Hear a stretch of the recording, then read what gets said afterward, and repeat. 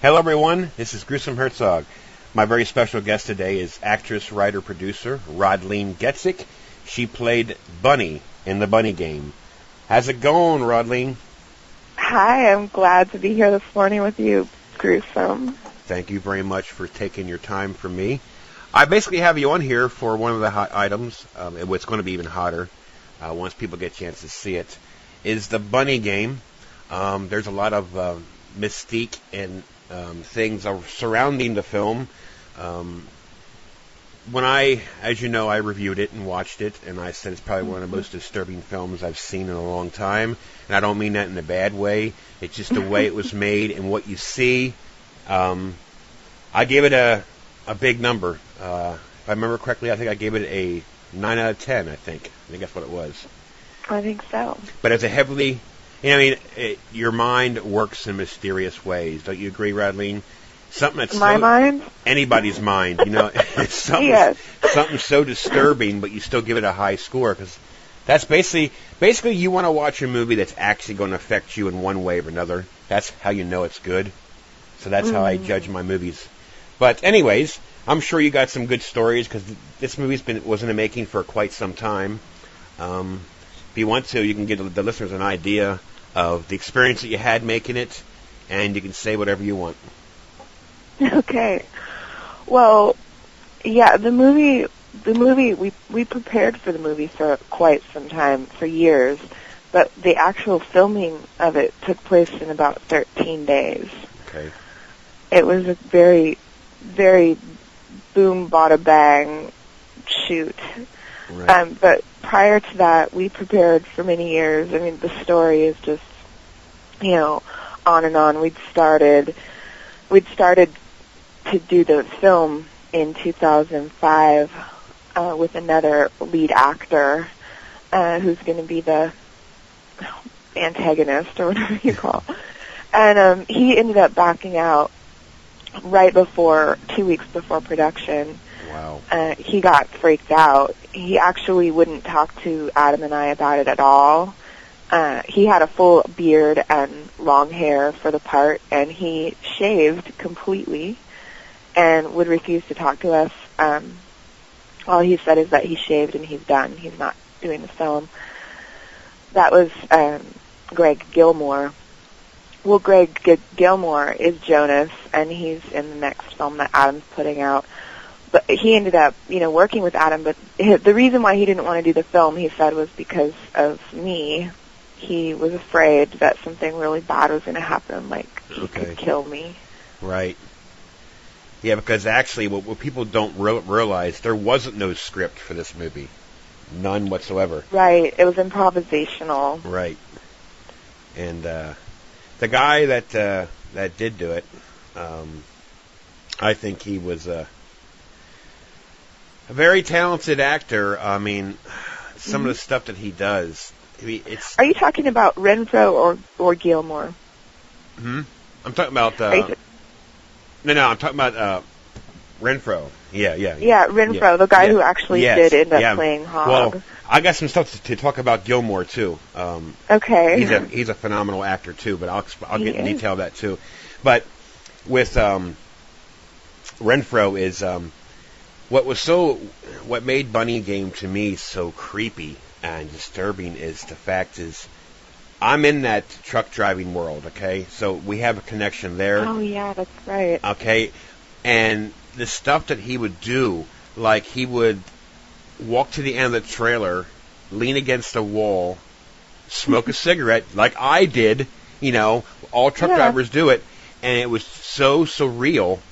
And then you add in what happened to you in the film, and then, because in most films like Bunny Game, well, I should say most films that's not like Bunny Game, they'll have the torture aspect of it. I mean, they'll throw the fancy gore and stuff, but with this film, it was more like I told you before, it's hard to explain. People have to see it in order to get their own judgment of it, but his performance, it's stuff that I can't go into detail. I don't want to ruin it in case people didn't see it, but the whole movie was just put together so well, and with the black and white on top of it yet, made it even more disturbing to me. but it's a good film. You know what I mean?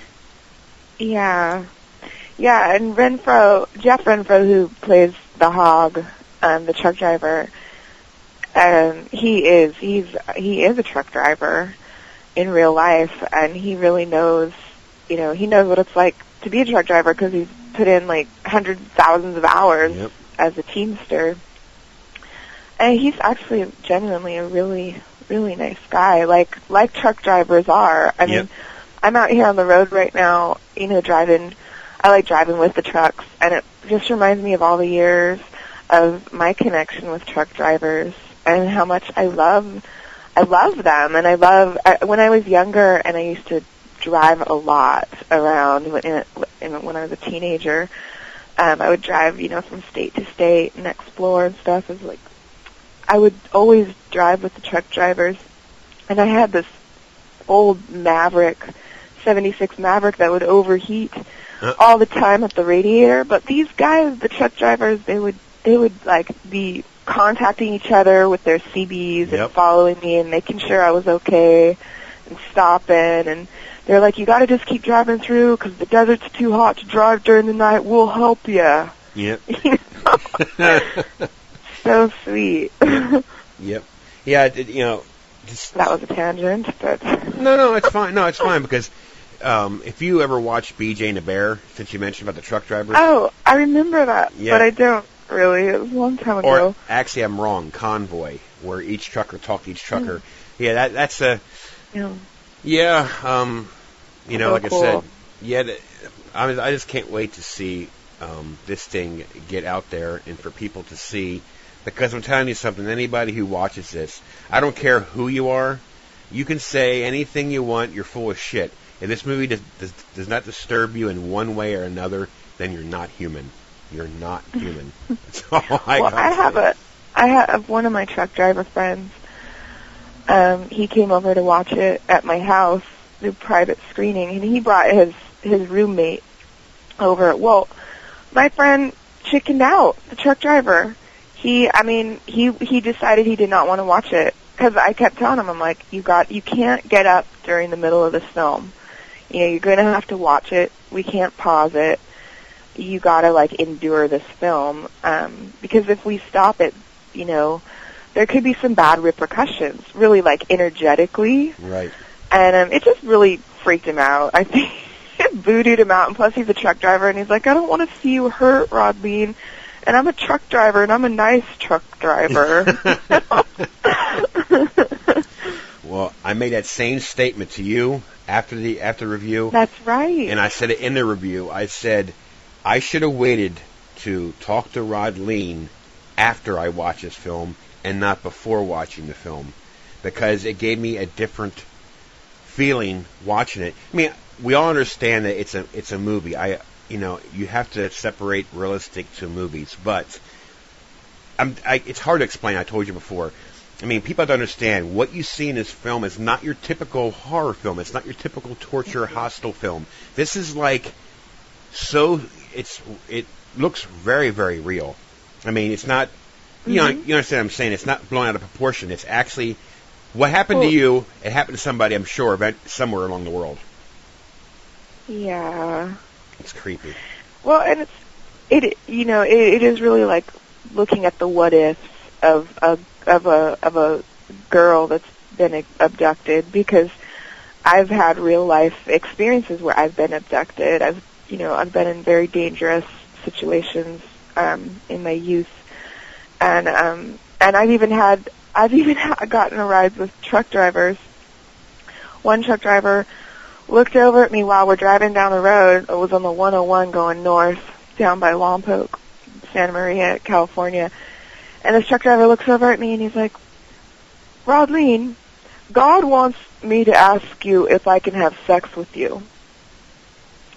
What?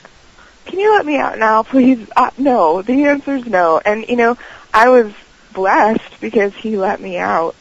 But, oh my God. I mean, situations like that, you brush shoulders with, or horns or whatever with these. Oof. There are people out there that are like Hog is exhibiting. I mean, there are people that you can't trust. There are people that want to hurt other people. You know, there's psychopaths out there. Right. And I've met them. I just wish that this movie was out and everybody's seen it, because I would love to talk more about this. I mean, some of the stuff in here is so off the wall. I mean, it's just, oof, you know. But I'm going to bring up a comment earlier about Gilmore. I watched I was talking to Adam the other day, and he mentioned about a short film that he did with Greg Gilmore was in it. Henry and Melvin. Wait. Melvin. Henry and Melvin. Excellent short film. And I think, my God. I think that's right, the name-wise. But that Greg Gilmore, I mean, he had a great performance. Yeah, you know, it just, that film, I reviewed it, actually. Marvin, yes. I posted it. Henry and Marvin. Yep, I posted it on my, I did a review, and it's not your horror, but I call it a, basically what it is, it's a thriller, psychological, with a touch of horror. Yeah, because it is kind of a horror. Yeah, like, it's a horrific story. Yeah, yep. In all.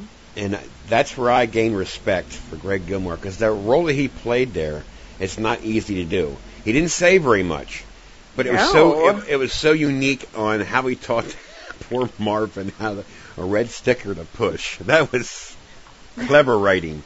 But I don't want to get off track there, but I gained a lot of respect for Greg after watching him pull that off. And for Adam, you know, Adam has a unique way of writing, and he's going to be Adam's going to be one of the ones you got to look out for in the future, I think. He has the talent. He really Adam does. is currently one of the ones to look out for now. I mean, he's so talented. He's such a talent. His camera work is stellar. I mean, he is like, nobody does what he does. Right. He's magic. The way that he and I work together, because we've done a lot of shooting over the past however many years, and a lot of like test shotting and photography, and I mean, it's total magic when we're together. It's like we know what each other's doing, and that's how we made the bunny game. You know, we basically, it basically created itself. We really didn't write down the scenes. The only thing that was written down was the games, and kind of like, you know, okay, we're gonna do these Johns, and we're gonna have these games. When the guy, you know, when the trucker abducts us, and even during this whole time, we didn't have any names for anybody other than my character, Bunny. Her name wasn't Bunny, and the film wasn't even called The Bunny Game. Okay. This was while we were filming it. Her name was Sylvia Gray, and we discovered Sylvia Gray kind of just appeared to us, to Adam and I, when we were at Hollywood Forever Cemetery one afternoon test shooting for the film, and we really wanted to find a soul for the film, for this girl. Right. And really, it wasn't like a specific person. I mean, she kind of appeared to us through a number of names in the mausoleum. And from there, I mean, her soul came into me. Sylvia Gray, I mean, her whole story started getting built through this soul being born there at the cemetery. So we just really played it out. I mean, we didn't plan it at all. We just played it. We played the story. That's what's remarkable to me, is how you guys pulled that off. But when Adam told me that there was no script, I was like, wow. I mean, that's improvising. You know. Yeah, we just have to trust that the story is being told. It's just like playing music. That's what a musician will do. You know, like a jazz musician or someone who's just creating a song. You just create it. You just trust that it's happening, and there it is. You catch it. It's like a ride. It's like a wave, and then you just ride it. And if you can capture that on film or on a tape, then you've got something to share. Yep. And even the music that was played went along with the film. Yeah. And speaking of music, now, to get off the Bunny Game, You posted a YouTube video, basically a tribute to the Japanese, was it Tesami? Is that how you say that? Tesami or Sami or how you say it? Oh, the tsunami and Tsunami, the yeah, earthquake? excuse me, tsunami, yeah. And you did a video, a tribute to them. I seen it. I watched it. Mm-hmm. Thank you. I never for really, watching. I never realized the talent that you have as a musician. I mean, now I do, but before Bunny Game, it's common sense. I mean, I don't know everybody, but but once I get the taste of the music that you do, so I've been checking out some YouTube videos. Do you want to explain how that song came about with the Japanese? Well, yeah, it's just like what I was just describing, like the improvisational experience of capturing art. That song, I just pressed record on the laptop and it came out, and it was like right when, the earthquakes were happening and the tsunamis were starting, the warnings were happening in the West Coast, and it was just like the energy in the air was so thick. And I just felt the world. I mean, that song it's for Japan, but it's also for the world. Right. And the things that I say in that song came from an inspiration, and they weren't written down or anything, and I really believe it comes from somewhere cosmic, somewhere deep. I've done that before. My mother-in-law, who passed away in December of cancer a year and a half ago. Oh, God bless her. And she heard some of my music, and my father-in-law came to me and asked me if I would be willing to sing Amazing Grace at the funeral. And now that song's a hard song. I mean, I have a deep voice, but I can adjust the voice-wise, and I did it. As a matter of fact, I think it's on YouTube somewhere. No way. I would love to see that. I did a slideshow with all pictures of her, and I had me sing Amazing Grace, playing. But I will find that for you, and I'll send it to you. It's under Scott Geider. Yeah, it should be. I will look for it. About you. And she thought your name is Gruesome Heart Song. And so every time, since then, I yesterday, I was like, oh yeah, Gruesome Heart Song. And every time I hear that, I hear this, belting out voice, I don't know, it's and I can see this, I can see you, just, belting out this music as Gruesome Heart Song. I'm thinking of the Bunny Game, and how what we did was we basically just did it, and that's how I like to create art. I don't keep trying to do different takes. And even if I'm in the studio, music wise, I sang on Deftones' White Pony. It's an album that came out years ago now, but it's a piece that I'm quite proud of on the it's called Nice Party. And that piece, when it came out in the studio, it's all improv. It was not a trying thing. It wasn't like I was trying to do it. It was that's how it came out. It just came out in one swoop of experience. It's more of a strategy. It's more of a strategy. But as far as the drinking and the drugs, we didn't use any real alcohol or real drugs in the film. That was one thing about our film that was staged, and that's all the drug use. Obviously, it was not real drugs and real alcohol. And my philosophy on that is that the best life is a conscious life, is a pure, sober life. And any kind of drugs or alcohol is just going to take you away from living that conscious life, from being present and living out your purpose, your highest goal. And it just takes us away from our path. Right. So sobriety is, the best way to live. We talk quite often, more, so it won't be the last time we communicate, but I really do appreciate you coming on. I think you are a very special young lady. You have a lot of talent. And thank you, Gruesome. No problem. And you have that charm about you that's It's what I like about you. You're down to earth. You're real. And you're like me. We're real. We're not frauds. There's a lot of frauds in this world. Of course, that'll never stop. But anyways, I do appreciate you coming on my podcast today and doing an interview. And thank you. Yep. And I wish you all the best. And I want you to stay in touch. Okay, sweetie? Well, you have I'll talk to you soon. Yes, I will. You will. Okay. Take care, dear.